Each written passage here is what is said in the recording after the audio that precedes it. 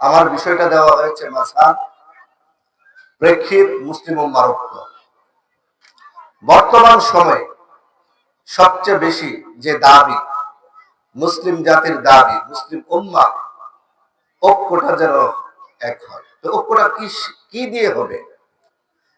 সেই ঐক্য হওয়ার আগেই আল্লাহ সুবহানাহু ওয়া তাআলা বলেছেন ওয়াকানান নাসু উম্মাতাও ওয়াহিদা, গোটা মানব জাতি একটি উম্মতের মধ্যে আবদ্ধ ছিল, অর্থাৎ একসাথে ছিল। এরপরে আপনার মতভেদ তৈরি হলো, বিভেদ তৈরি হলো, দলাদলি সৃষ্টি হয়ে গেল। তাওহীদকে কেন্দ্র করে গোটা মানব জাতি তিন ভাগে বিভক্ত হয়ে গেল। এক ভাগ বলছে আল্লাহ বলতে কেউ নেই, বলেন না নাউযুবিল্লাহ।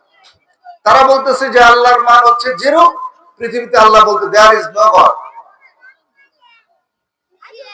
আরেক ভাগ বলছে আল্লাহ আছে, তবে আল্লাহর সাথে আরো আল্লাহ আছে, বলেন নাউযুবিল্লাহ। অর্থাৎ তারা হচ্ছে মুশরিক। আর মুসলিম জাতির মধ্যে আমরা যে অবস্থায় আছি তাওহীদবাদী, আমরা বলছি আল্লাহ আছে একজন, শূন্যতে আমরা নাই, একের অধিকও কি আমরা নেই। তাহলে মূলত হচ্ছে মুসলিম উম্মার ঐক্য হবে সর্বপ্রথম যে মূলনীতি দিয়ে, সেটা হচ্ছে তাওহীদ। এখানে একটি কথা পরিষ্কার করা দরকার, আকীদাগত কারণে, আকীদাগত সমস্যার কারণে কোন ব্যক্তির সাথে শুধুমাত্র তর্ক বিতর্ক নয়, প্রয়োজনে জিহাদ করতে হবে। কারণ আকীদাগত দ্বন্দ্বের কারণে, আকীদার সমস্যার কারণে আমার আপনার ঈমান বাতিল হয়ে যাবে, এর মাধ্যমে আমলও চলে যাবে। তাহলে কি এটা কি গুরুত্বপূর্ণ বিষয়? তাই আকীদার ব্যাপারে সতর্ক থাকতে হবে, এক। দ্বিতীয়ত, আজকের যে বিষয়টা আমার, সেটা হচ্ছে মাযহাব। এটা আকীদাগত নয়, এটা হচ্ছে মাসআলা মাসাইলগত। মাসলা মাসাইলগত দ্বন্দ্ব ইসলামে, ইসলামী শরীয়ত সম্মত না। তো সেটা মাযহাবের ব্যাপারে পরিষ্কার একটি ধারণা ইনশাআল্লাহ পাবেন। এবং সেখান থেকে, যদি আমার সময়টা একেবারেই কম দেওয়া হয়েছে, এই সময়ের 9টার ভিতরে শেষ করতে হবে। আপনারা যারা আসছেন একটু যদি মনোযোগ দেন, তাহলে ইনশাআল্লাহ মূল কিছু মেসেজ ইনশাআল্লাহ আপনারা পাবেন। সম্মানিত উপস্থিতি, প্রথমেই আপনাদের সামনে সূরা নিসার 59 নম্বর আয়াত দিয়ে আমি একটু শুরু করব, এরপরে মূল আলোচনায় চলে যাব। আল্লাহ রাব্বুল আলামিন বলেন, ইয়া আইয়ুহাল্লাযীনা আমানু, হে ঈমানদারেরা। ডাক কাকে দিয়েছে ভাই? ঈমানদারদেরকে। হে মানুষেরা এটা বলে নাই, হে মুশরিকরা এটা বলে নাই, বলছে ঈমানের দাবি যারা করো, যারা শিরক থেকে মুক্ত আছো, যারা কুফর থেকে মুক্ত আছো, যারা নিফাক থেকে মুক্ত আছো, যারা বেদাত থেকে মুক্ত আছো, তোমরা শুনো। তাহলে ডাকটা কাদের প্রতি? আমাদের প্রতি। কাদের প্রতি ভাই? আতিউল্লাহ, তোমরা আল্লাহকে মানো, ওয়া আতিউর রাসূল, রাসূলকে মানো, ওয়া উলিল আমরি মিনকুম, তোমাদেরকে কাজের আদেশ দিতে পারে এমন দায়িত্বশীলকে মানো। ইমাম, নেতা, দায়িত্বশীল কর্তৃপক্ষ যাই বলেন না কেন।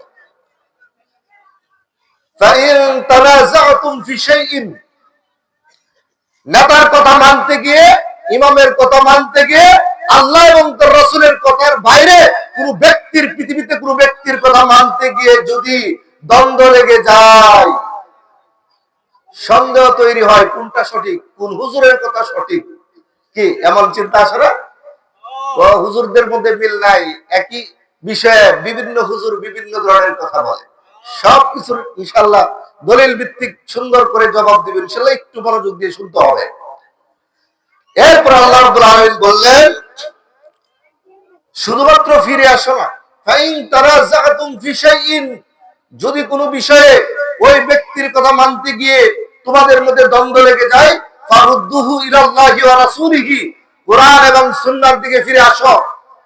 ইন কুনতুম তুমিনুনা বিল্লাহি ওয়াল ইয়াউমিল আখির, তুমি ফিরে আসবে এই জন্য যদি তুমি আল্লাহ এবং পরকালের প্রতি বিশ্বাসী হও, যদি বিশ্বাসী না হও তাহলে তুমি ফিরে আসবে না। কথাটা কি বোঝা যায় না?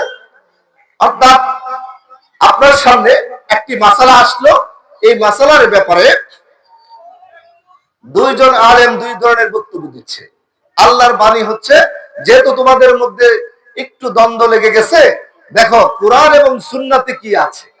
আলেমের কথাটা এখানে বন্ধ রাখো, যেই আলেমের কথা কোরআন এবং সুন্নার দিকে আছে তোমরা ওই দিকে ফিরে যাও, তাহলে দ্বন্দ্ব শেষ।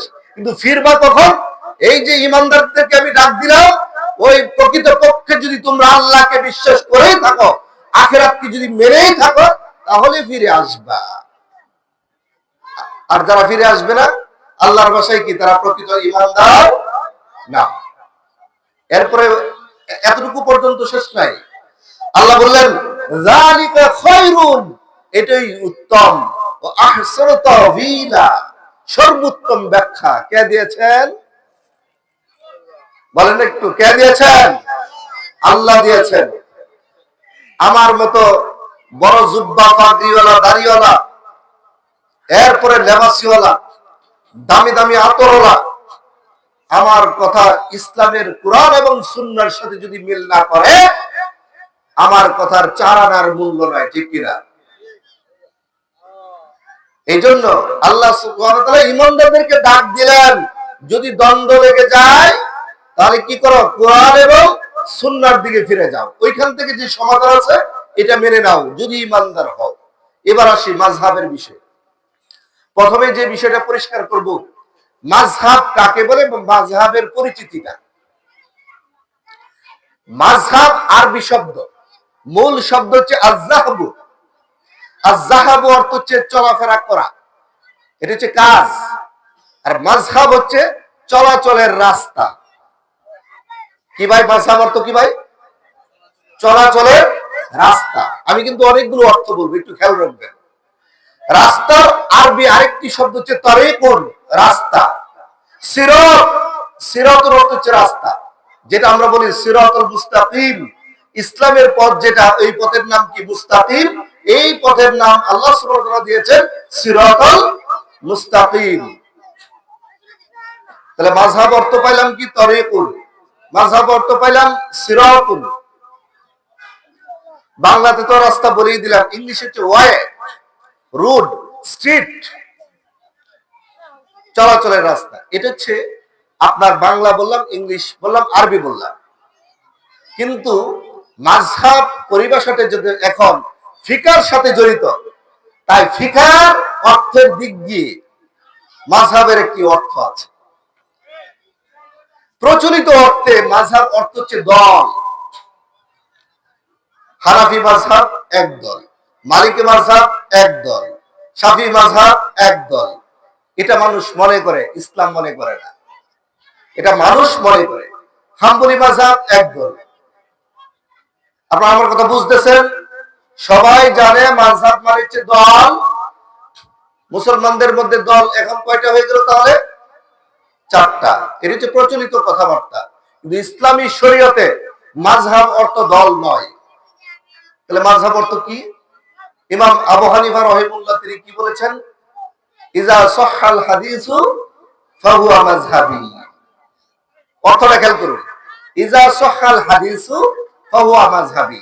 আমি যে মত দিলাম, এই মতের, এটা হচ্ছে আমার কিয়াস থেকে, আমার ইজতিহাদ থেকে যে মতটা দিলাম, এই মতের বিপরীতে যদি সহিহ হাদিস পাওয়া যায়, আমার মত বাতিল।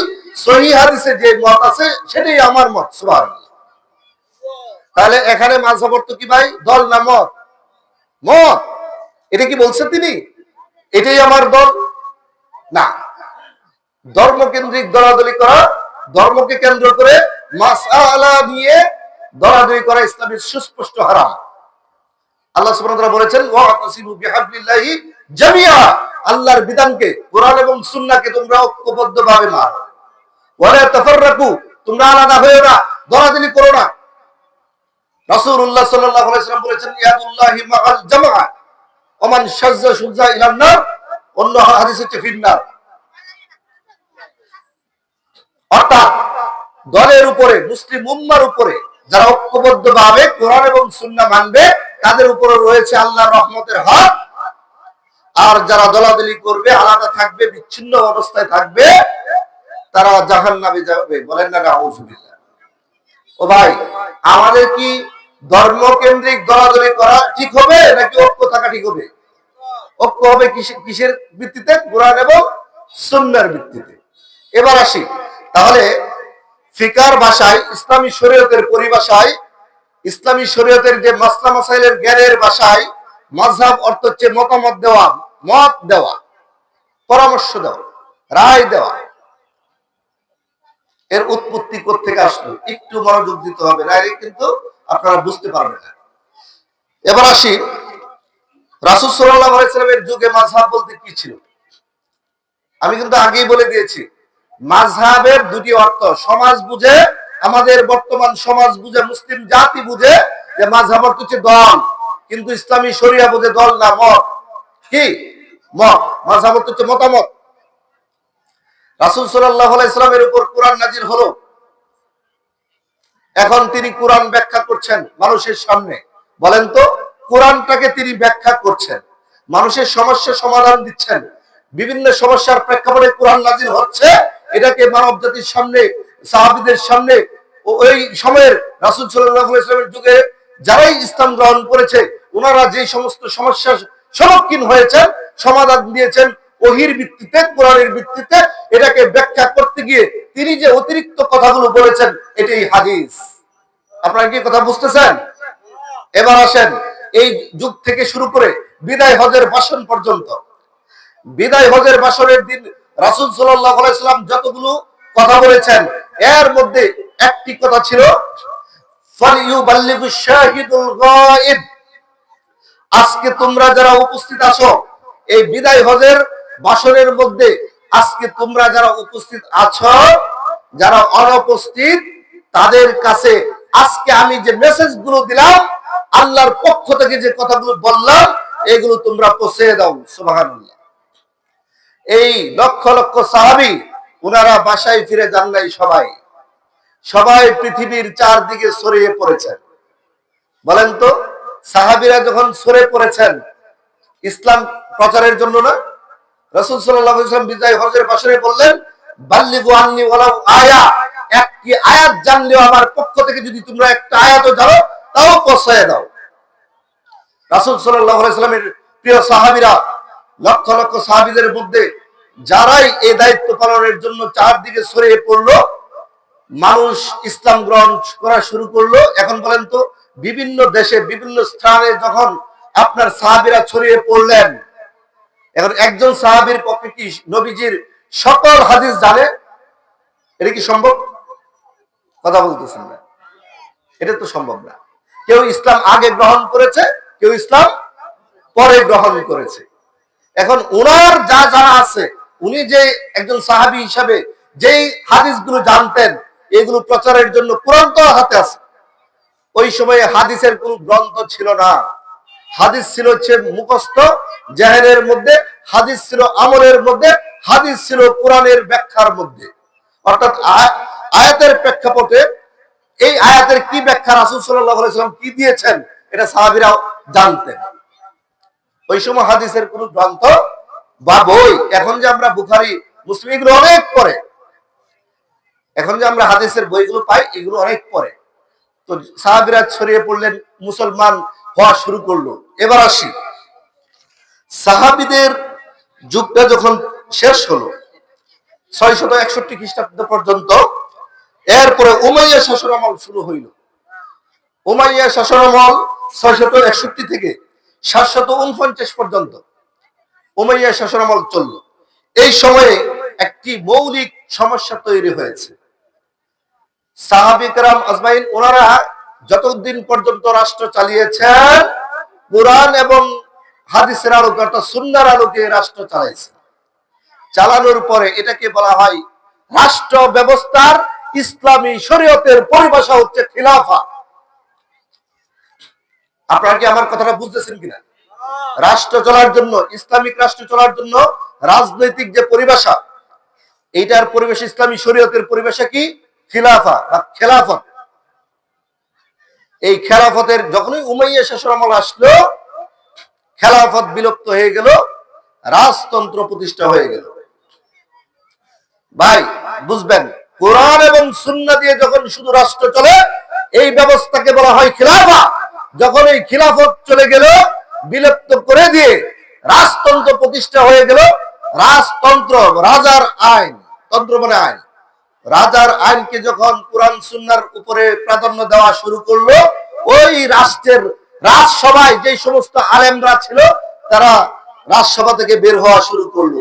কারণ কোরআন সুন্নাহয় আছে একটা, রাষ্ট্রের প্রধান বলে আর একটা। কথা কি বুঝতেছেন আপনারা?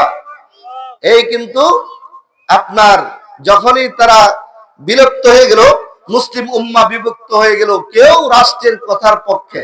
রাষ্ট্রে কিছু কোরআন সুন্নাহ আছে, আর কিছু আছে রাষ্ট্রের আইন। আর আলেমরা বের হয়ে গেল, যারা ওই রাজসভায় বসে বিভিন্ন মাসলা মাসাইল খেলাফত চলাকালে যে সমস্ত আলেমরা কোরআন সুন্নাহর মাধ্যমে সমস্যার সমাধান দিতেন, ওনারা দেখতেছেন রাষ্ট্রের সাথে ওনারা পারতেছেন না, তাই ওনারা বের হয়ে গেলেন। দল উপদল বিচ্যুত হয়ে আলেমগণ এখানে দেখেন দুইটা মত হয়ে গেল। একটা হচ্ছে আহলুল হাদিস, কোরআন তো সবাই মানে, কোরআনের মধ্যে কোনো বিকৃতি নাই, কোরআনের কথা মানতে সমস্যা নাই। কিন্তু সমস্যাটা হয়ে গেল, খেলাফত রাষ্ট্র চালাইতে গিয়ে রাসূল সাল্লাল্লাহু আলাইহি সাল্লাম খিলাফতের সময়ে রাসূল সাল্লাল্লাহু আলাইহি হাদিস অনুসারে একটা, আর ওই যে রায়, যেটাকে বলা হয় নিজস্ব মতামত, মন গড়া মতামত, এটা চার একটা। এখন দুই দল হয়ে গেল, আহলুল হাদিস, আহলুর রায়। আহলুল হাদিস এরা বলতেছে, আহলুল হাদিস আবারও বলি, আহলুল হাদিস কোনো দল নয়, ওইখান থেকে তৈরি হয়েছে শুধুমাত্র কোরআন এবং সুন্নাহর আমলটাকে জীবিত রাখার জন্য। এরপরে যখন এটার সাথে কোরআন সুন্নাহ কিছু রাখলো, নিজেদের মন গড়া মতে কিছু রাখলো, এটা হচ্ছে আহলুর রায়। পরবর্তীতে এই সময়ে রাষ্ট্র চালাইতে গিয়ে, ওই মুসলিম সাম্রাজ্য চালাইতে গিয়ে, রাষ্ট্র যেহেতু পরিপূর্ণ ইসলামিক না, কিন্তু মুসলমানদের সমস্যা তৈরি হলেই রাষ্ট্র কোরআন সুন্নাহ দিয়ে সমাধান দিতে পারছেন না, কারণ আলেমরা নাই। এখন কি করবে? জাল হাদিস তৈরি শুরু হলো। আপনারা আমার কথাগুলো বিশ্বাস করার আগে আমার প্রিয় ভাই মুফতি শহীদুল্লাহ ভাই খুবই চমৎকার আলোচনা করতেছিলেন দ্বীনের জ্ঞান অর্জনের ব্যাপারে। মাযহাব, অতীত, বর্তমান, ভবিষ্যৎ বইটার নাম শুনেছেন? এই বইটা পড়বেন। মাযহাব অতীতে কি ছিল, বর্তমানে কি ছিল, এটার ভবিষ্যৎটা কি, এই বইয়ের থেকে সবগুলো তথ্য নেওয়া এবং অথেন্টিক মানে তথ্য। বেলাল ফিলিপসের লেখা, খুবই চমৎকার একটি বই।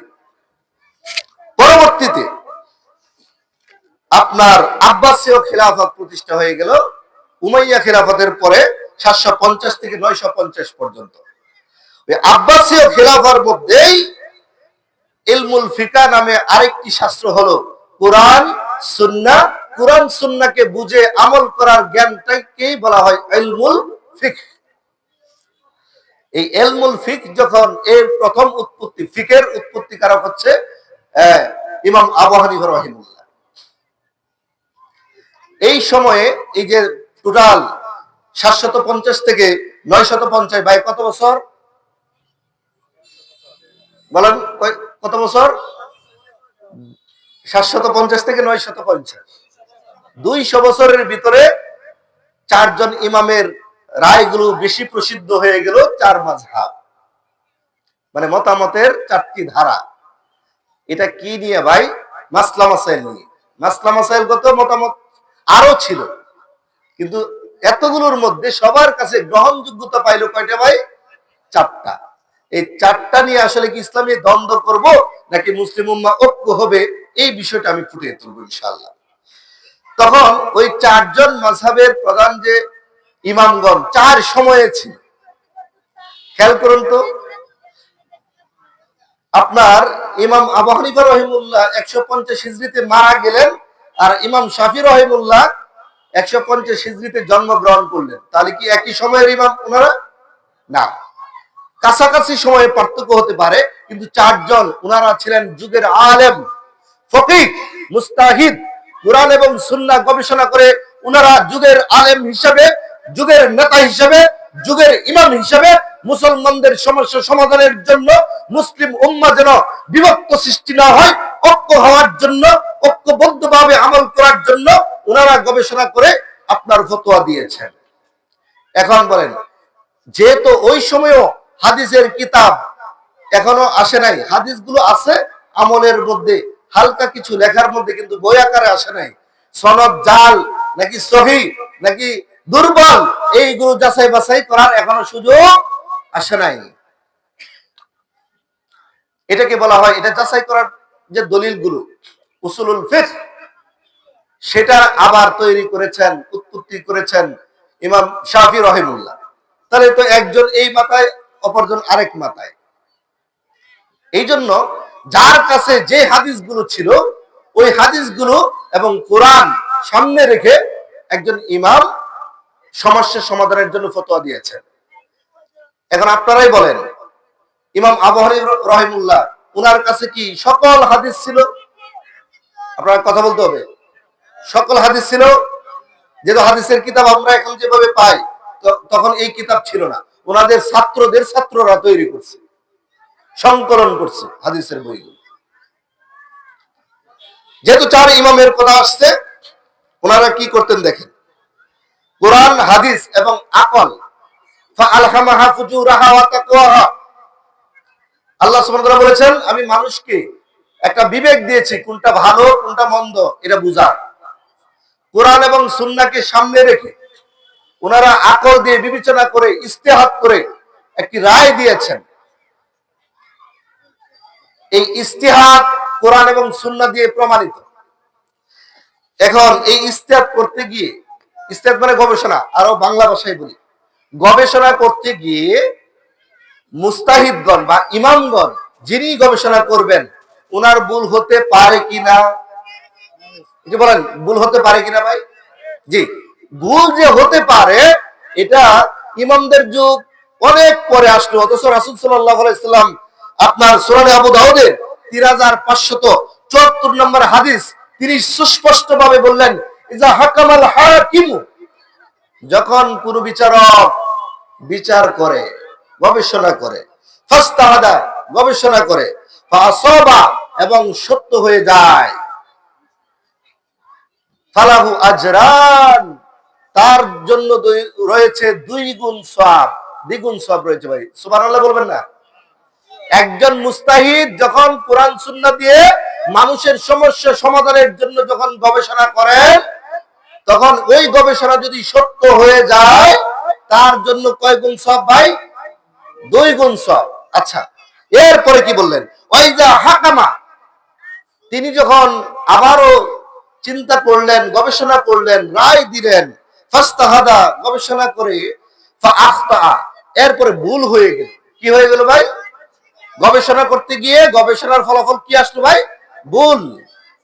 ফালাহু আজর, তার জন্য রয়েছে 1 গুণ সওয়াব। ও ভাই, গুনাহ বলছে? মুস্তাহিদগণ ইজতিহাদ করেছেন কোরআন এবং সুন্নাহকে সামনে রেখে। ওনার যে কয়েকটি হাদিস জানা ছিল, ওই হাদিসের আলোকে ওনারা গবেষণা করে একটি রায় দিয়েছেন। রায় দেওয়ার পরে ওনারা দেখেন, সর্বপ্রথম যেহেতু ইমাম আবু হানিফা রাহিমাহুল্লাহর কথা বলা হয়, রায় দেওয়ার পরেই তিনি বলে দিয়েছেন, ইযা সাহহাল হাদিসু ফাহুয়া মাযহাবি, আমি যে রায়টা দিলাম এটা আমার আকল থেকে দিলাম, যেইটুকু কোরআন সুন্নাহ মতে বুঝতে পেরেছি ওইটুকুই দিলাম। কিন্তু আমার মতের বিরুদ্ধে যদি পরবর্তীতে সহিহ হাদিস পাওয়া যায়, বুঝে নিবা, ধরে নিবা, ওইটা আমার মত, আর আমি যেটা বলেছিলাম এটা বাতিল। কি ঠিক কিনা ভাই? এই পারমিশন দেওয়াতে বলেন, ভুল তিনি করেছেন, ভুল তিনি করেছেন, কিন্তু অপরাধ করেন নাই। অপরাধ এক জিনিস, ভুল আরেক জিনিস। যিনি ভুল করতে পারেন, ভুল স্বীকার করেন, ভুল করার পরে কি করেন? স্বীকার করেন, তিনি ভুলকারী হলেও সওয়াবের অধিকারী, রাসূল সাল্লাল্লাহু আলাইহি ওয়াসাল্লাম বলেছেন। তার মানে কি, যিনি ভুল করে ভুল স্বীকার করেন তিনি হচ্ছে সওয়াবের অধিকারী, উনি কোনো অপরাধী নন। যিনি ভুল করার পরে ভুল স্বীকার করেন না, তিনি হচ্ছে অপরাধী। ঠিক কিনা? কি কথা ক্লিয়ার? যিনি ভুল করেন, যেমন আমি একটা ভুল করলাম, আমি জানলাম এটা ভুল করছি, কিন্তু আমি গার তারাগিরি করতেছি যে না, এটা আমার দ্বারা এই ভুল হতে পারে না। অথচ নাস শব্দটা আসছে নিসিয়ানুন, আরবি শব্দ থেকে। নিসিয়ানুন অর্থ হচ্ছে ভুলে যাওয়া, ভুল হওয়া। তাহলে মানুষ মাত্রই কি হবে? ভুল হবে। তাই কোনো মানুষ যদি ভুল করার পরে ভুল স্বীকার না করে সে অপরাধী। কিন্তু ইমামগণ, 4 জন ইমামের কাউল আমি আপনাদের সামনে নিয়ে আসছি। একেবারে কেউ যদি দেখতে চান, যে বই থেকে দেখতে চায়, আপনার কথা বিশ্বাস করি না, বইটা সাথে নিয়ে আসছি। এবার আসি 4 জন ইমাম কি বলেছেন। 4 জন ইমামের কথাগুলো আপনারা শোনার পরে দেখবেন ওনারা কি মুসলিম উম্মাহকে ফাটল ধরাতে চেয়েছিলেন নাকি ঐক্য করতে চেয়েছিলেন। ইমাম আবু হানিফার কথা বললাম, যে তিনি বলেছেন সহিহ হাদিস আসলে আমার মত বাতিল। কারণ এটা কার শিক্ষা ভাই? আল্লাহর শিক্ষা। কার শিক্ষা? এই যে ফারুদ্দুহু ইলাল্লাহি ওয়া রাসূলি। এখানে ছোট্ট একটা ব্যাখ্যা দিয়ে ইমামদের কথায় যাচ্ছি। আপনারা কি বিরক্ত হচ্ছেন না তো? আতিউল্লাহ, আল্লাহ শব্দের আগে আতিউন আছে। ওয়া আতিউর রাসূল, রাসূল শব্দের আগে আতিউন আছে। ওয়া উলিল আমরি মিনকুম, এর আগে আতিউন শব্দ নাই। এই আয়াতের শিক্ষা হচ্ছে আতিউল্লাহ, অন্ধভাবে আল্লাহকে মানতে হবে। তোমার এখানে ব্যাখ্যাগুলো চলবে না। আতিউর রাসূল, রাসূলকে মানতে হবে। এখানে তোমার কোনো ব্যাখ্যা চলবে না। পৃথিবীর কোনো পীরের, কোনো আলেমের, কোনো বুজুর্গের ব্যাখ্যা এখানে চলবে না। ওয়া উলিল আমরি মিনকুম, নেতাকে, ইমামকে মানতে হলে এখানে আতিউন নাই, যাচাই বাছাই করে মানতে হবে। ঠিক কিনা? তাহলে আল্লাহ এবং রাসূলকে অন্ধভাবে মানবেন, এরপরে যাকে মানবেন চোখ খুলে মানবেন। বুঝছেন কিনা? অন্ধভাবে মানা যাবে না, চোখ খুলে মানতে হবে। এবার দেখেন, ইমাম, যে ইমামদেরকে নিয়ে আমাদের সমাজের মধ্যে আমাদেরকে বলা হয় লা মাযহাবি। মাযহাবি কি জিনিস আর লা মাযহাবি কি জিনিস, এটাও পরিষ্কার করব ইনশাআল্লাহ। জি, 4 জন ইমামের কথা বলছি। ইমাম মালিক কি বলেছেন? ইন্নামা আনা বাশারুন, নিশ্চয় আমি মানুষ। উখতিউ, আমি ভুল করি। ও উসিবু, আমার সঠিকও হয়। ফানজুরু ফি রাইন, আমার রায়, আমার মতামত নেওয়ার আগে, আমার ফতোয়া নেওয়ার আগে তাকায় দেখো, এই ফতোয়া যদি কোরআন সুন্নাহর পক্ষে থাকে এটাকে মানো, কোরআন সুন্নাহর বিপক্ষে থাকলে ফাতরুকু, এটাকে ছেড়ে দাও। সুবহানাল্লাহ। তাহলে ইমাম মালিক কি সহিহ হাদিসের পক্ষে না বিপক্ষে? পক্ষে। ওনাদের কি কোনো দোষ আছে? ওনাদের বিশুদ্ধ আকীদার লোক। এরপরে ইমাম শাফিঈ রাহিমাহুল্লাহ কি বলেছেন? খুবই চমৎকার কথা।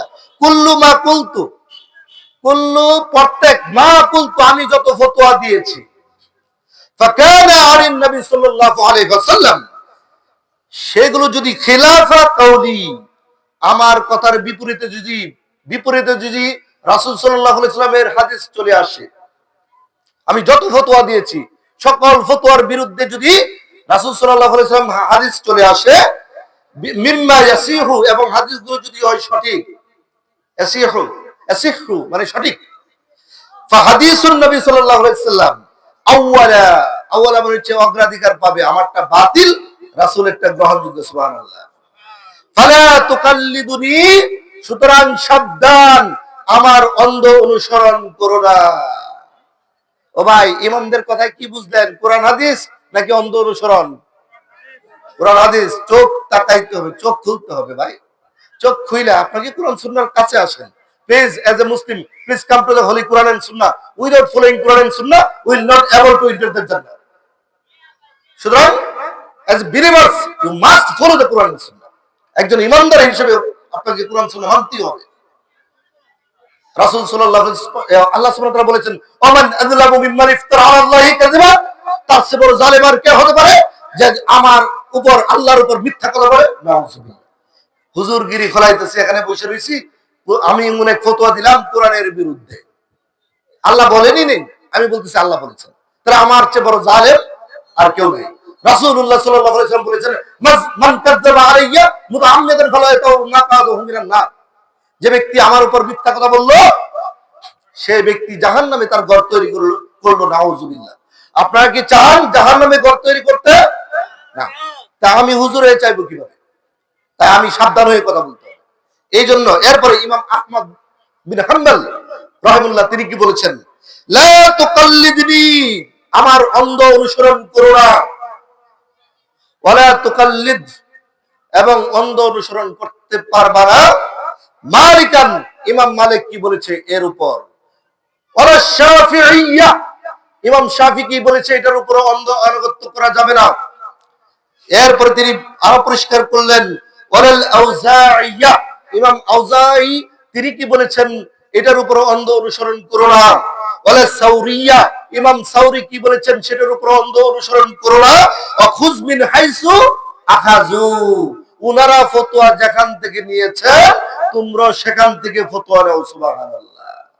বলেন তো ইমামরা কোথা থেকে ফতোয়া নিয়েছে? কোরআন এবং হাদিস থেকে। আপনাকে আমার কথাগুলো কি কঠিন হয়ে যাচ্ছে নাকি? কোরআন এবং সুন্নাহ থেকে ইমামরা ফতোয়া দিয়েছেন, আমাকে আপনাকে ইমামরা বলে গিয়েছেন কোরআন এবং সহিহ হাদিসকে প্রাধান্য দেওয়ার জন্য। এখন এই কথা বললে বলে এই তোলা মাযহাবী, মাযহাবী কি আল্লাহ মাযহাবী কি, বিষয়টা পরিষ্কার হওয়া দরকার না ভাই? জি, একটু আমরা বলেছি, প্রথমেই বলেছি আমরা মাযহাবকে দল হিসেবে মানি না, কি ঠিক না? আমরা কি চাই যে ইসলাম 4 ভাগে ভাগ হোক? আপনারা একটু জোরে বলতে হবে, আমরা কি চাই মুসলমানরা 4 ভাগে ভাগ হোক? আল্লাহ নিষেধ করেছেন, রাসূল সাল্লাল্লাহু আলাইহি ওয়াসাল্লাম নিষেধ করেছেন, তাই দল হিসাবে আমরা মাযহাব মানি না। এই ব্যাপারে আমরা লা মাযহাবী, এই ব্যাপারে। কিন্তু মতামত হিসাবে আমরা ইমামদের মতামতকে সবচেয়ে বেশি গুরুত্ব দেই, তাই ইমামদের মতামত অর্থে মাযহাব আমরা মানি, কি ঠিক কিনা? যেই মাযহাবের অর্থ হচ্ছে কোরআন সুন্নাহর সঠিক মতামত, এই মতামতটাকে আমরা মানি। তাহলে এই অর্থে কি আমরা কি লা মাযহাবী নাকি মাযহাবী? তাহলে মাযহাবীও দরকার নাই, লা মাযহাবীও দরকার নাই, মুসলিম হন, কোরআন এবং সুন্নাহ মতে চলবেন, একজন মুসলিম। আমার আপনার পরিচয় কি? মুসলিম। কি পরিচয়? মুসলিম। মুসলিম মানে কি? মুসলিম আরবি শব্দ, এর অর্থ হচ্ছে, বাংলা অর্থ হচ্ছে সম্পূর্ণভাবে, টোটালি সারেন্ডার টু অলমাইটি আল্লাহ, সম্পূর্ণভাবে আল্লাহর উপর আপনি আল্লাহর কাছে আত্মসমর্পণ করবেন। আল্লাহ কি বলেছেন আর রাসূল সাল্লাল্লাহু আলাইহি ওয়াসাল্লাম কি করেছেন এর ভিতরে আপনি সীমাবদ্ধ থাকবেন, এটা হচ্ছে মুসলিম। এবার আসি, মাযহাব মানা কি ফরজ নাকি ফরজ না? এটা কি আছে না সমাজে ভাই? জি, আমি বিষয়টা আমার ছোট্ট জ্ঞান দিয়ে সাজিয়ে আনছি। কোরআন সুন্নাহর আলোকে মতামত অর্থে, কোরআন সুন্নাহ দিয়ে যে মতামত তৈরি হয়েছে, কোরআন সুন্নাহ দিয়ে যে আলেম মতামত দেয়, ওই মাযহাব মানা কি ফরজ। এই মাযহাব মানে কি ভাই? আপনারা কি কথা বুঝতেছেন? একজন ইমাম সাহেব বললেন যে কোরআন এবং সুন্নাহই এটা আছে, তাহলে উনি যে মতামতটা দিলেন এই মাযহাবটা মানে কি ফরজ। আচ্ছা, আর কোরআন সুন্নাহকে বাদ দিয়ে অন্ধভাবে যদি কেউ বলে এই মতামতটা মানো, তার মানে এই মাযহাবটা মানো, এইটা মানা হারাম। বুঝতেছেন কিনা? তাহলে মাযহাব মানা ফরজ হবে তখন যখন কোরআন এবং সুন্নাহ দলিল থাকবে, আর যখন কোরআন সুন্নাহর দলিল থাকবে না, এটা হারাম। আপনার ঈমান নষ্ট করার জন্য প্রস্তুত হচ্ছে। যারা স্টেপ করতে পারে না তারা কি করবে? হ্যাঁ, সুন্দর সমাধান আছে। সাধারণ মানুষ দেখবেন বলবেন যে মাযহাব মানতে হবে, কারণ কি সাধারণ মানুষ তো আর কোরআন হাদিস বুঝে না ভাই। ও ভাই, আপনাদের এলাকায় আছে কিনা যারা একেবারেই দলিল বুঝে না, জমির দলিল বুঝে না, এমন ব্যক্তি আছে না নাই? এই ব্যক্তি জমি কিনে কি কিনে না, উনি তো দলিল বুঝে না, তাহলে জমি কিনে কিভাবে? যিনি বুঝে ওনাদের কাছ থেকে কি করে বুঝে আনে। তাহলে জান্নাতে আপনি যে জমি কিনবেন, জান্নাতে ঘর কিনবেন, একটু যাচাই বাছাই করবেন না ভাই? জি, দলিল দিয়ে কথা বলি একটু। একসাথে একাধিক মাযহাব মানা যাবে কিনা এই ধরনের কথা বলে। এরপরে সাধারণ মানুষ যারা ইস্তেহাদ করতে পারে না, মাসআলা বের করতে পারে না, তারা তো মাযহাব না মেনে উপায় নেই, তারা কি করবে? জি, উত্তর দিচ্ছি। যেই মাযহাবের মত কোরআন সুন্নাহর পক্ষে সেটা মানবেন। উভয় মাযহাবের পক্ষে যদি কোরআন সুন্নাহর দলিল থাকে কি করবেন? জি, দলিল দেন। দলিল হচ্ছে মুসনাদে আহমদের 15,936 নম্বর হাদিস। উভয় হুজুর কথা বলেছেন, ইমাম সাহেব কথা বলেছেন, মুফতি সাহেব ফতোয়া দিয়েছেন, দুইজনের পক্ষে কি আছে? দলিল আছে। আছে না ভাই? থাকতে পারে না? থাকতে পারে কিনা দেখবেন। প্রথমত দলিলটা যাচাই করার মতো ব্যক্তিদের কাছে যাবেন, যে দুই হুজুরই দলিল দিল, কোন দলিলটা সঠিক আর কোন দলিলটা দুর্বল বা জাল, এটা একটু যাচাই বাছাই করার জন্য একটু দৌড়াদৌড়ি করতে হবে। ও ভাই, টাকা উপার্জনের জন্য তো খুব দৌড়াদৌড়ি করেন, ব্যবসা বাণিজ্য করার জন্য তো খুব দৌড়াদৌড়ি করেন, আমলটা বিশুদ্ধ হলো কিনা সেটা জানার জন্য আপনি একটু দৌড়াদৌড়ি করতে পারলেন না। এরপরে ধরলাম দুইটাই সহিহ হাদিস, দুই ইমামই কি বলছে, একই বিষয়ের ফতোয়া, দুইটাই সহিহ হাদিস ধরে নিলাম, তখন কি করবেন? জি, দলিল আছে, এখানে আমার বক্তব্য দেওয়ার কোনো দরকার নেই, দলিল ভিত্তিক কথা বলবো, পরে মুসলিম উম্মাহ ঐক্যের ব্যাপারে কিছু কথা বলবো। সেটা হচ্ছে সহিহুল বুখারীর কিতাবুল মানাকিব, বাব হচ্ছে সিফাতুন নবী সাল্লাল্লাহু আলাইহি সাল্লাম, নবীজির গুণাবলী, নবীর আদর্শ কি ছিল, নবীর পদ্ধতি কি ছিল। শরীয়তের একই বিষয়ে যখন দুইটা সুযোগ থাকতো তখন তিনি কি করতেন, সেখানে দেখুন স্পষ্ট লেখা আছে, মা খুয়িরা রাসূলুল্লাহ সাল্লাল্লাহু আলাইহি ওয়াসাল্লাম বাইনা আমরাইনি, যখন দুটি কাজের সুযোগ একসাথে আসতো, কয়টা কাজ? দুইটা কাজের সুযোগ যখন একসাথে আসতো, ইল্লা আখাযা আইসারাহুমা, দুইটা কাজের মধ্যে যেটা সহজ সেটা তিনি গ্রহণ করতেন, মা লাম ইয়াকুন ইসমা, যদি সেটাতে পাপ না থাকে। সুবহানাল্লাহ বলবেন না? একই বিষয়ে দুইটি হাদিস আসলো, একটা হাদিস কঠিন, আরেকটা হাদিস সহজ।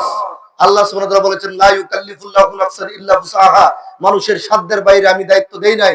ইউরিদুল্লাহু বিকুমুল ইসরা ওয়ালা ইউরিদু বিকুমুল উসরা, আল্লাহ তোমাদের জন্য সহজ চান, কঠিন চান না। কিন্তু আমাদের মতো কিছু দিনী ভাইরা যারা আলেম হিসেবে পরিচিত, ভাই আপনারা তো কোরআন সুন্নাহকে কঠিন করে ফেলতেছেন। ভাই আপনারা বলতেছেন যে আহলে হাদিসের কিছু লোকেরা, এরপরে তারা তো সুবিধাবাদ জিন্দাবাদ, কেন? যখনই সহিহ হাদিস থাকে আর যদি এটা সহজ হয়, এক মাযহাব ছাইরা আরেক মাযহাবে যাওয়া মানে কি, যেটা সহজ ওইটা গ্রহণ করে। ও ভাই, এটা আমাদের বানানো কোনো পদ্ধতি নয়, এটা রাসূল সাল্লাল্লাহু আলাইহি ওয়াসাল্লামের পদ্ধতি। তিনি যখন দুইটি বিষয় যখন আসতো একসাথে সামনে, তখন দেখতেন কোন আমলটা সবচেয়ে সহজ এবং ওইটাতে গুনাহ আছে কিনা। যদি গুনাহ না থাকতো তাহলে সহজটাই গ্রহণ করতেন। কারণ কি, দ্বীনের একটি অন্যতম বৈশিষ্ট্য হচ্ছে ইন্না খায়রা দীনিকুম আইসারুহু, দ্বীনের সর্বোত্তম দিক হচ্ছে সহজীকরণ, যত সহজ করা যায়। যেমন এক ব্যক্তি দেখেন তো, দিন তো সবসময় সহজ, কিন্তু আমরা কি করি, আমরা হুজুররা কোরআন সুন্নাহ গবেষণা করি না। আমার বাপ দাদা কি করেছে, অথবা আমার উস্তাদ কি শিখাইছে, আমার বড় হুজুর কি বলেছে, আল্লাহর হস্তে যে সমস্ত ভাইরা এইভাবে কোরআন সুন্নাহর সমাধান দেন, আল্লাহর হস্তে কোরআন এবং সুন্নাহর দিকে ফিরে এসে মানব জাতিকে সঠিক কোরআন এবং সুন্নাহর দিকে ধাবিত করুন।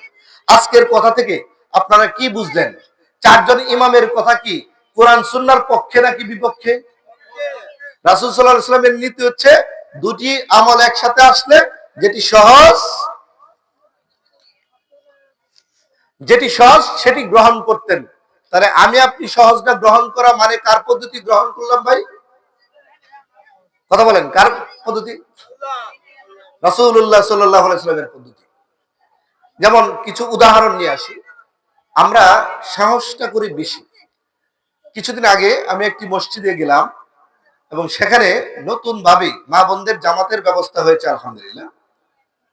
ওইখানে ব্যবস্থা করার আগে প্রচুর বাধা থাকবেই। বাধা কারা দিল? আমার প্রিয় ভাই কিছু আলেম শ্রেণী বাধা দিলেন। আপনাদেরকে অনুরোধ করব, কোরআন সুন্নাহ যেটা আছে কেন বাধা দেন? আপনাদের অভিযোগ হচ্ছে ফিতনা হবে, তাহলে ফিতনা তো পুরুষই করবে, আপনারা পুরুষটা ঠিক হয়ে যান। এই ব্যাপারে দেখেন সাহাবীদের বৈশিষ্ট্য কি ছিল। আমাদের ওমর ফারুক রাদিয়াল্লাহু তাআলা আনহুর স্ত্রীর নাম হচ্ছে আতিকা। হাদিসটি আমি এখানে উঠার আগে পড়ে আসলাম। আব্দুল ইবনে আব্বাস তিনি বর্ণনা করছেন, ওনার স্ত্রী আতিকা তিনি এশার নামাজে জামাতের নামাজ পড়তেন মসজিদে গিয়ে, ফজরের নামাজ জামাতে পড়তেন মসজিদে গিয়ে। এখন এটা ওমর ফারুক রাদিয়াল্লাহু তাআলা আনহু তিনি পছন্দ করতেন না, যে ওনার স্ত্রী, এখন বলতে পারেন তাহলে উনি পছন্দ করতেন না। অপছন্দ করা এক জিনিস, অস্বীকার করা কি আরেক জিনিস।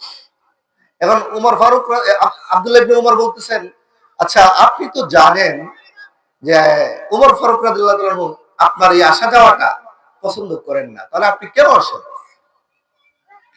বলতেছেন এটা আমার আসা যাওয়াটা, জামাতে নামাজ পড়া, এই বিষয়টা ওনার কাছে অপছন্দনীয়, উনি এটা ভালো চোখে দিচ্ছেন না, এটা তুমি কেন বলতেছো? উনি তো বলতে পারে, কি ঠিক কিনা?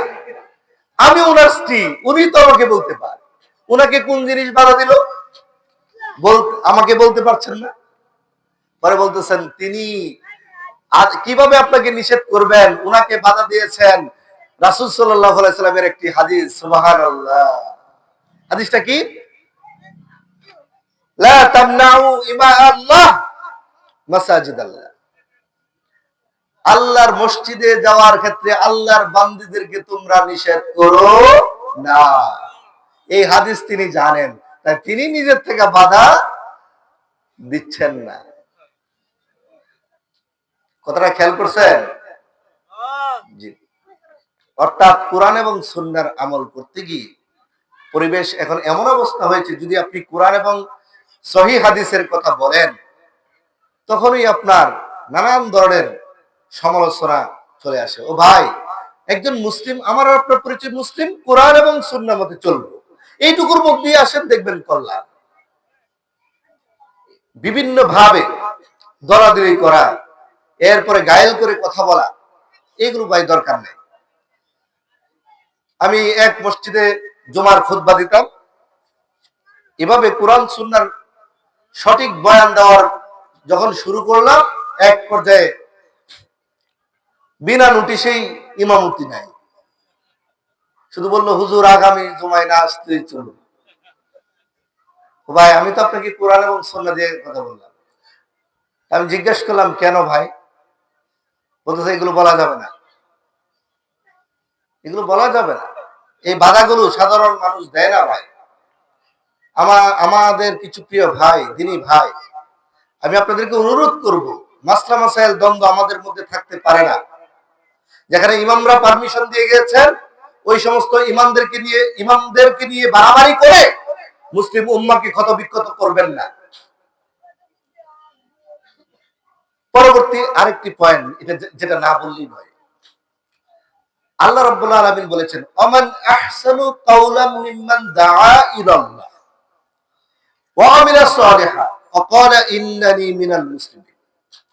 দেখুন, আল্লাহ সুবহানাহু ওয়া তাআলা বলতেছেন, তার কথার চেয়ে আর কার কথা উত্তম হতে পারে যে মানুষকে আল্লাহর দিকে ডাকে, নিজে নেক আমল করে এবং বলে আমি মুসলমানদের একজন। সুবহানাল্লাহ। ও ভাই, কোরআন সুন্নাহ নিজে জানতে হবে, অপরকে দাওয়াত দিতে হবে। একটা মৌলিক থিওরিতে আসি, বলেন তো বাংলাদেশে কত পার্সেন্ট মুসলমান? একটু বলেন। নাই বাড়াই, 90% ধরি। 90% মুসলমান বাংলাদেশের আদম শুমারিতে, আল্লাহর খাতায় কয়জন মুসলমান? কোরআন এবং সহিহ হাদিসের ভাইলেট করার কারণে সূরা ইউসুফের 106 নম্বর আয়াত খুলে দেখেন, আল্লাহ সুবহানাহু ওয়া তাআলা বলতেছেন, ওয়ামা ইউমিনু আকসারুহুম বিল্লাহ ইল্লা ওয়া হুম মুশরিকুন। তোমাদের মধ্যে অনেকেই ঈমানদার দাবি করে, কিন্তু এই ঈমানের দাবি করতে গিয়েও আল্লাহ ইল্লা ওয়া হুম মুশরিকুন, আল্লাহ বলছেন না, তারা ঈমানদার নয়, বরং তারা মুশরিক। নাউযুবিল্লাহ। এখন আমি আপনি খুব মুসলমান দাবি করলাম, খুব নিজেকে ভাবলাম যে আমি তো কোরআন সুন্নাহ মতেই চলতেছি, কিন্তু আপনার আমলটা যদি কোরআন এবং সহিহ হাদিসের আলোকে না হয়ে থাকে, এই আমল কি হয়ে যাবে ভাই? বাতিল।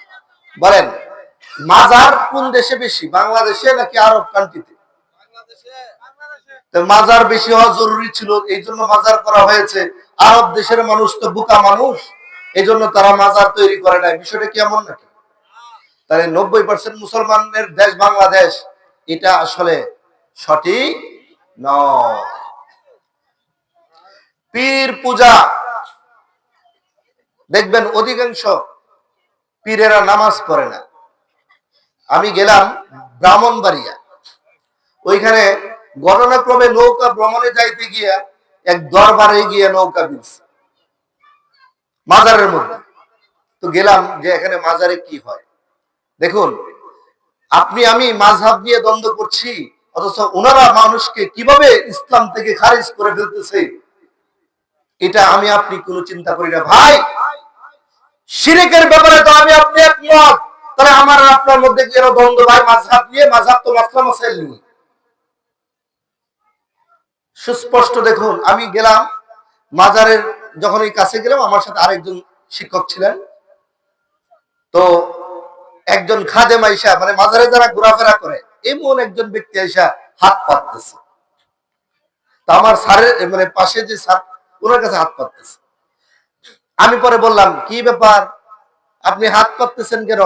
ওই যে এটার মধ্যে যে শুয়ে রয়েছে কিছু দেয় না? তো দেয় না, তে খাই করতে, তা আপনি চান কেন?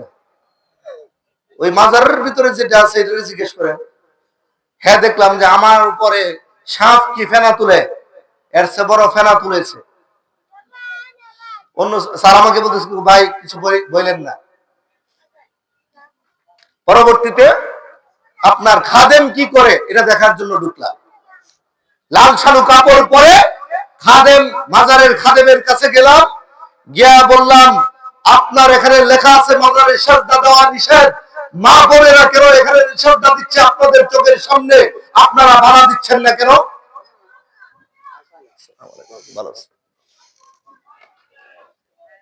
এটার কারণটা কি একটু বলবেন?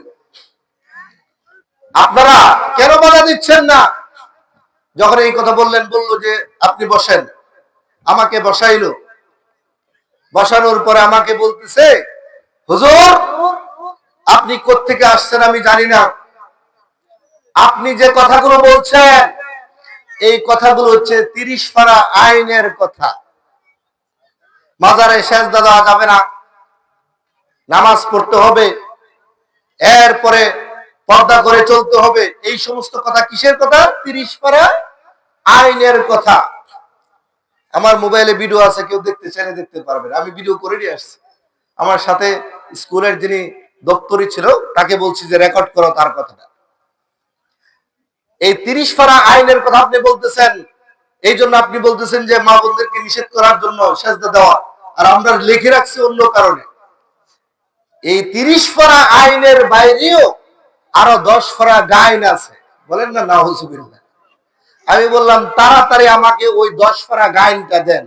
30 পারা আইন আমার পড়া মোটামুটি শেষ, 10 পারা গাইনটা আমার তাড়াতাড়ি পড়তে হবে। আপনারা এখানে কি আছে আমার একটু দেখতে হবে। যদি 30 পারা আইনের উপরে যে আপনারা 10 পারাকে বেশি মানতেছেন, এটা তো আমার দেখা দরকার। বলতেছে এটা যেমন তেমন বিষয় নয়, আপনি চাইলেন আর পাওয়া যাবেন, এটা সাধনার বিষয়। বলেন না নাউজুবিল্লাহ। শয়তান কত প্রকার ও কি কি, এই সমস্ত শয়তান আমাদের দেশগুলোতে পড়ে গেছে। ওনাদেরকে অনুরোধ করব। এরপরে আমি তো নিজেই কুড়িগাঁও মাজারে গিয়েছি, ওইখানে খাদেমকে বললাম, আমি এশার নামাজ পড়ে আসলাম, আপনি কি নামাজ পড়ছেন? 3 বার জিজ্ঞেস করছি, উনি নামাজের ব্যাপারে কথা বলতেই রাজি। ওখানে আমার খালার বাড়ি, আমি ওখানে গেলাম।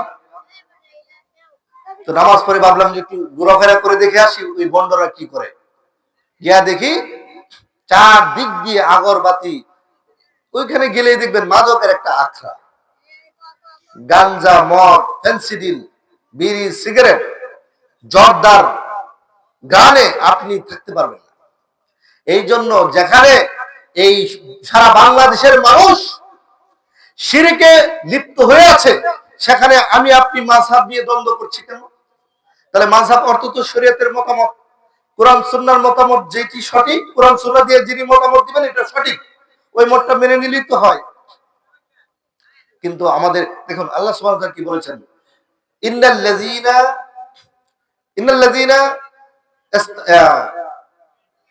আয়াতটা হচ্ছে ইন্নাল্লাযীনা ইসতামিউনাল কাওলা, নিশ্চয়ই মনোযোগ সহকারে যারা কথা শুনে, কোরআন সুন্নাহর কথা শুনে, ওয়া ইয়াত্তাবিউনা আহসানাহু, এবং ওই কোরআন সুন্নাহর কথাটা মনোযোগ সহকারে শোনার পরে উনি অবশ্যই এখান থেকে কি সবচেয়ে সুন্দর একটি সমাধান পাবেন।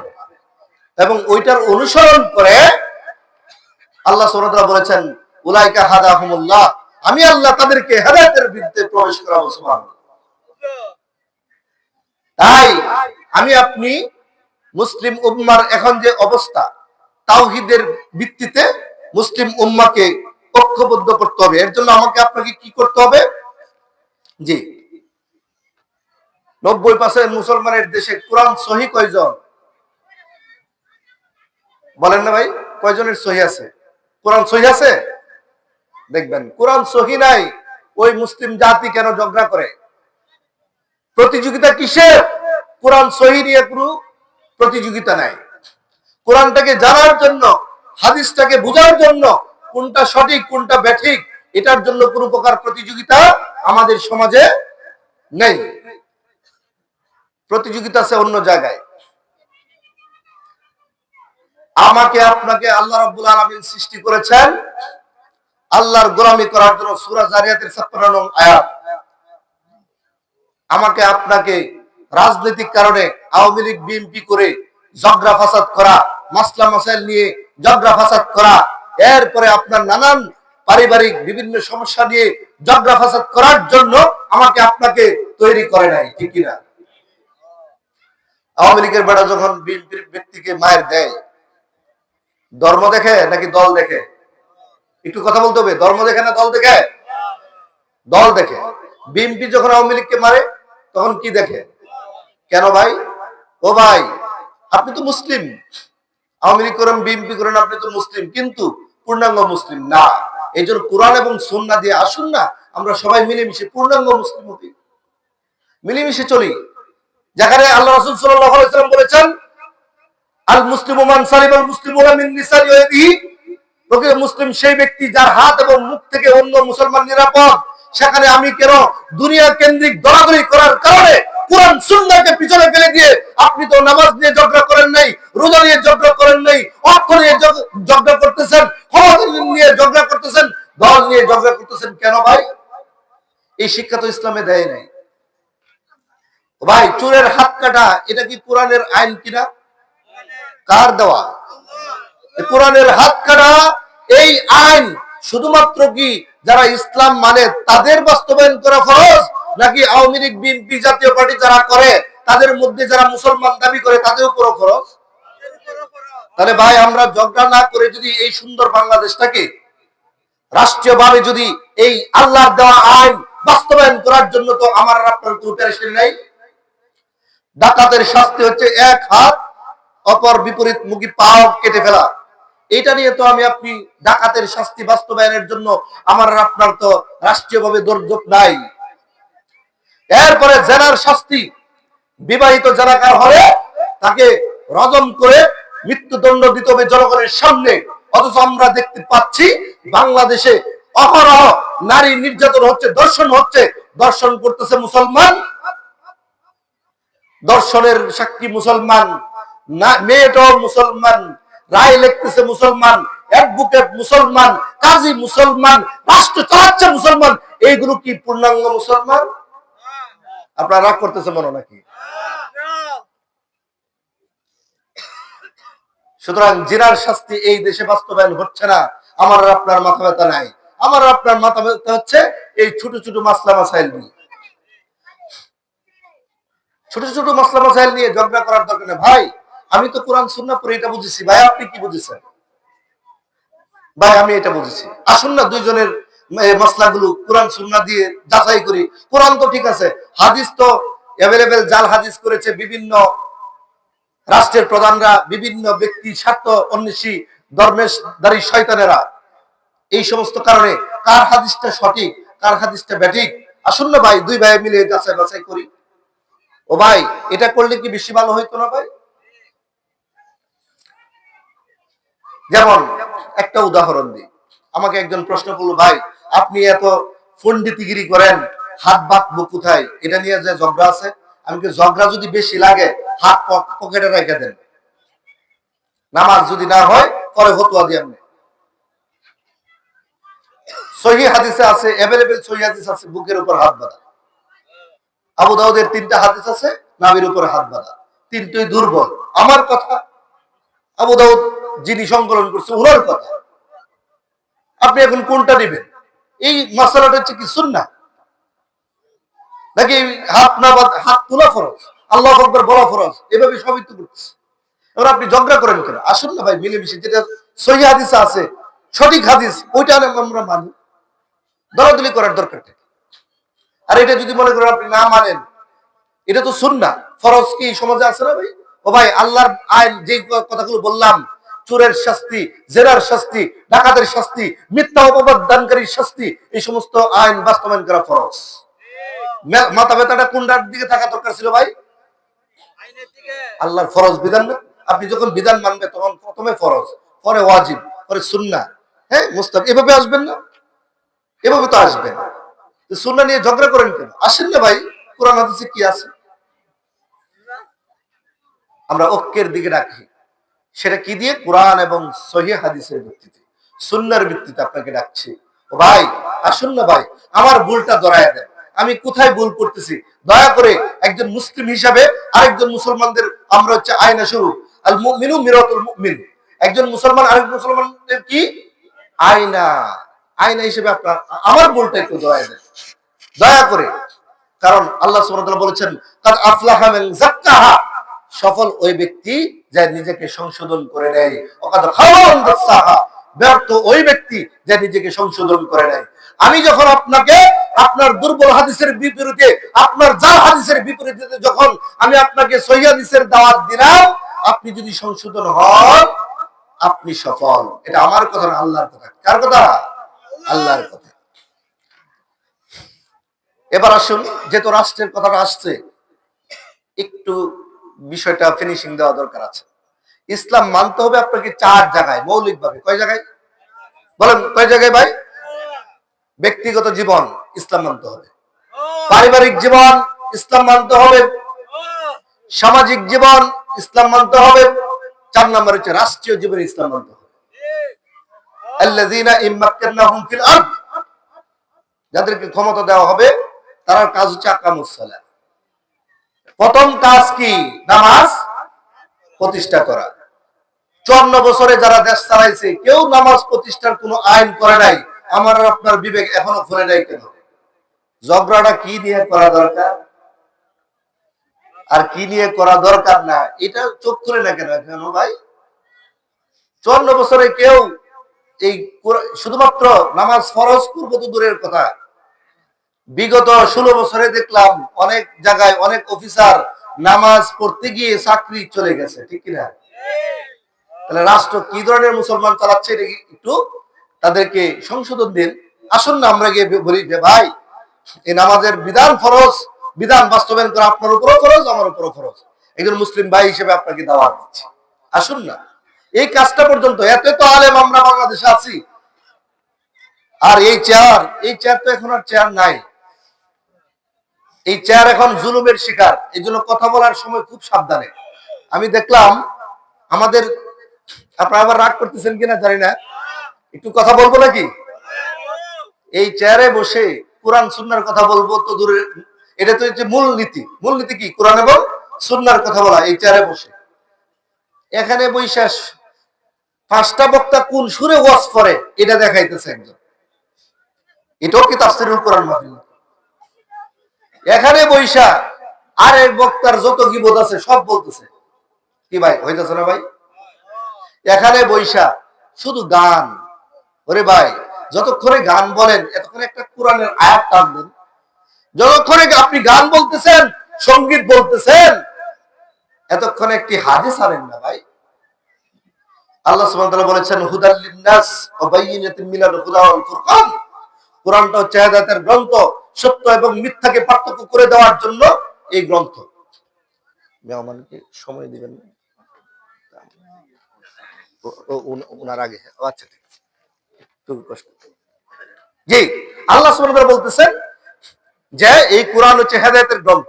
আপনি যদি কোরআন থেকে কথা বলেন তাহলে মানুষ হেদায়েত পাওয়ার সম্ভাবনা কি? কোরআন থেকেই হেদায়েত আসবে, হাদিস থেকে আসবে। কিন্তু আপনি যদি এখানে বসে এই চেয়ারের হক নষ্ট করেন, এক হুজুর আরেক হুজুরের বিরুদ্ধে বলেন, এটা তো ইসলাম বলে নাই, তাহলে আপনি কি তাফসীর করছেন? এরপরে আপনার এখানে বৈশা কয়টা হুজুর কয়টা সুরে ওয়াজ করে, এটা আপনি কেন নকল করতে গেলেন? এগুলো তো আপনার ওয়াজ না, এগুলো তো তাফসীর না। গত একটি মাহফিলে গেলাম, আমার আগে 3 জন বক্তা আলোচনা করেছেন। আমি যাওয়ার পরে আপনাদের এখানে কিন্তু ইসলামী মহাসম্মেলন লেখা, এই জন্য কোরআন সুন্নাহ থেকে কথা বলেছি, কোরআন খুলছি না। কিন্তু তাফসীরুল কোরআন মাহফিল লেখা থাকলে ঠিকই আমি কোরআন থেকে খুলেই তাফসীর করতাম। তবে ওইখানে গেলাম, লেখা হচ্ছে তাফসীরুল কোরআন মাহফিল। বললাম যে 3 জন বক্তা আলোচনা করলো, এখানে কোরআন নাই কেন? আমার নাম ঘোষণা দিয়ে আমাকে বসায় রাখছে, কিন্তু কোরআন নাই। তো আলহামদুলিল্লাহ কমিটিরা খুব আন্তরিক, বলার সাথে সাথেই মানে কোরআন নিয়ে আসছে। সূরা আসর থেকে তাফসীর করলাম, আলহামদুলিল্লাহ সময় এর আগেই কি শেষ হয়ে গেছে। সূরা আসর 3টা মাত্র 4টা মাত্র আয়াত, 3টা আয়াত, সবচেয়ে ছোট সূরা। এইগুলো তাফসীর করলে আপনার হেদায়েত আসবে, কোরআন এবং সুন্নাহ দিয়ে তাফসীর করতে। কিন্তু বক্তারা, অনেক বক্তারাই তাফসীর করেন না। এরপরে দেখেন বাংলাদেশে সামাজিক ভাবে ইসলাম আছে কিনা নাই দেখেন। আমি বলছি 4 জায়গায় ইসলাম মানতে হবে। ব্যক্তিগত ভাবে আমরা কিছু মানি, আবার কিছু মানি না। ধরে নিলাম বেশিরভাগই মানি। এরপরে পারিবারিক ভাবে ইসলাম নাই। আপনি নামাজ পড়েন তো আপনার স্ত্রী নামাজ পড়ে না, সন্তান নামাজ পড়ে না, অথচ আল্লাহ সুবহানাহু ওয়া তাআলা বলেছেন ওয়া'মুর আহলাকা বিস-সালাতি ওয়াসতাবির আলাইহা, তুমি তোমার পরিবারকে নামাজের ব্যাপারে আদেশ করো, অনুরোধ না। ওয়াসতাবির আলাইহা, নিজে এবং তাদেরকে এই ব্যাপারে কঠোর হও। তাহলে আপনি তো এটা করলেন না। এটা করা তো দরকার ছিল, পরিবারকে সালাতের আদেশ করা। ধরে নিলাম পারিবারিক ভাবে ইসলাম মানেন, সমাজে ইসলাম নাই। ও ভাই, মৃত্যুর পরে কোনো ব্যক্তি মারা গেলে 4 দিনের মাথায় খাওয়ার আয়োজন ইসলাম বলেছে? কথা বলতে বলেছে? ইসলামে নাই, আপনি পাইলেন কোথায়? তাহলে সমাজে ইসলাম এটা চলে না, এখানে সমাজ চলে। ও ভাই, সমাজের মানুষ কি বলবো ভাই? সমাজ দিয়ে ইসলাম চলবো নাকি ইসলাম দিয়ে সমাজ চলবে? জি। এরপরে আপনার মুসলমানি হয় কিনা, মুসলমানি অনুষ্ঠান নাকি খতনা অনুষ্ঠান, সুন্নাত খতনা, এই অনুষ্ঠান ইসলামী শরীয়তে নাই, হইতেছে। এরপরে গায়ে হলুদ ইসলামে নাই, হইতেছে। এই সমস্ত অনেক কিছু হচ্ছে ভাই, যেগুলো ইসলামে নাই। মৃত্যু ব্যক্তির পরে 4 দিকে বসে কোরআন তেলাওয়াত হচ্ছে, ঠিক না? এগুলো ইসলামে নাই। রাষ্ট্রীয়ভাবে অনেক জায়গায় ইসলাম মানা হচ্ছে না। আসুন, আমরা শুধুমাত্র মাযহাব নিয়ে তর্ক নয়, বিতর্ক নয়, দ্বন্দ্ব নয়, দরাদরি নয়। মাযহাব হচ্ছে ইসলামের একটি সৌন্দর্যতা ছিল। কি মাযহাব? কোরআন এবং সুন্নাহর মতামতটাই প্রকৃত মাযহাব। এই মাযহাবের দিকে আসুন, তাহলে আমরা কোরআন এবং সুন্নাহর দিকে আমল যদি করি, ফিরে আসি, তাহলে আল্লাহ রাব্বুল আলামিন এই উসিলায় আমাকে আপনাকে মাফ করতে পারে। আর যেই কথা বলে শেষ করছি সেটা হচ্ছে, আসুন কোরআনটাকে সহিহ করি, বাসায় একটি রিয়াদুস সালিহিন, একটি হাদিসের গ্রন্থ রাখি, প্রতিদিন একটা হাদিস পড়ি, আমল করার চেষ্টা করি। শেষ করে দেব। আল্লাহ রাব্বুল আলামিন আমাকে আপনাকে কোরআন এবং সহিহ হাদিসের আলোকে চলার তৌফিক দান করুক। সকল দলাদলি মতামত ভুলে গিয়ে ভাই ভাই হিসেবে ঐক্য হয়ে একে অপরের কল্যাণ কামনা করে আমরা যেন সমাজে চলতে পারি, আল্লাহ আমাদেরকে সেই তৌফিক দান করুক। আমিন।